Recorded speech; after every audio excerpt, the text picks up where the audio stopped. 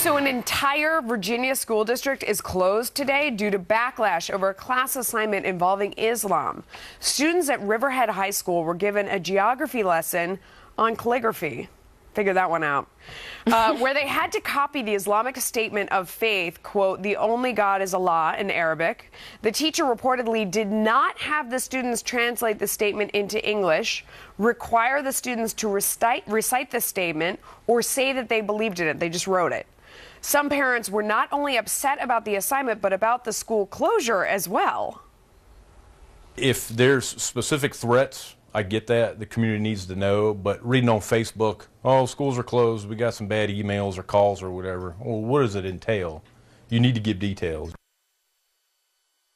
Say there is no specific threat so far, but they took the step because of the tone and content of recent communications. Kennedy. Yeah. I mean, overreaction. Well, they also had the students try on a hijab, so it was a little more than a calligraphy assignment. I mean, guess they were tried tried on a hijab because I've thrown a scarf over my head when it's raining in New York, and I've been caught flat-footed. Yes. Without my hunter boots.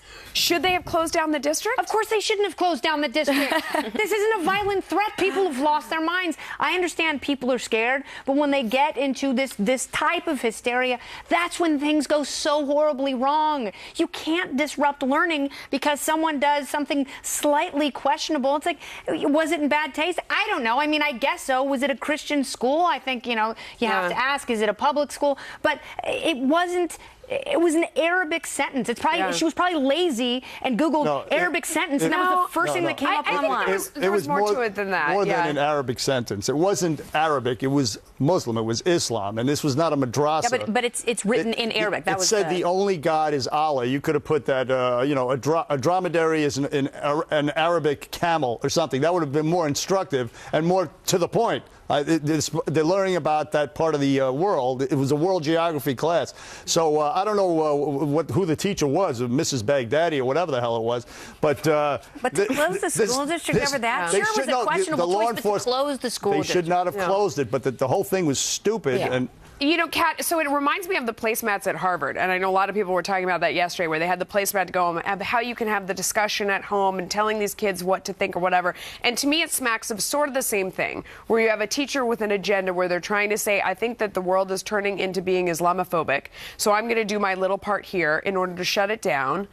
Is there anything wrong with it? How do you feel about that if you were sending a child to that school? I feel like everyone involved in making any kind of decision in this whole story is so dumb. This is insane. First of all, that assignment. That's how you really think. That assignment is insane. That's an insane thing to do. It doesn't matter what religion. Could you imagine if somebody wrote like Jesus is Lord? People would freak out. But you know, it's politically correct to make fun of Christianity and not Islam. But then to close the school over some mean Facebook messages. If I didn't come to work when I got mean messages, I would never leave my apartment. Come on, get it together. Everybody get it together. You're all acting really dumb. Not only that, Andrea, I mean, as a parent, I'm like, I feel like every time my kid leaves the house, somebody tries to, you know, proselytize them in some way and convince them to think something. And it's a parent job to teach them to think critically and analytically for yourself. When someone's spoon-feeding you something, whether it's school or wherever, you have to evaluate it, right? Well, indoctrinate them as well. And they need to tell us what the rules are. Because as Kat mentioned, what if the teacher would say,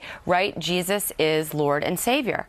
Yeah. They would be up in arms. The ACLU would be showing up at the school. There'd be protests. They would want the teacher fired. So there is this doublespeak. And they also cherry pick the parts about Islam that they want to talk about. You never hear the stories of the teachers talking about the oppression of women or female circumcision or murders by parents and brothers of women in the family. I mean, there's such oppression going on among women, so you can't have it both ways. If you're going to talk about Islam and you want to let religion into schools, which I don't think liberals do, then you got to talk about it fairly and let all religions in. If you don't cherry pick with something, as you said, as ridiculous as this the phrase easily could have been homosexuality is a crime punishable by whatever in Islam. Islam doesn't like homosexuality either, but no one's teaching that either. It's the one issue that should unite Democrats and Republicans, the oppression of gays and liberals. You would think. I mean, of women, and it doesn't. It doesn't get the liberals on.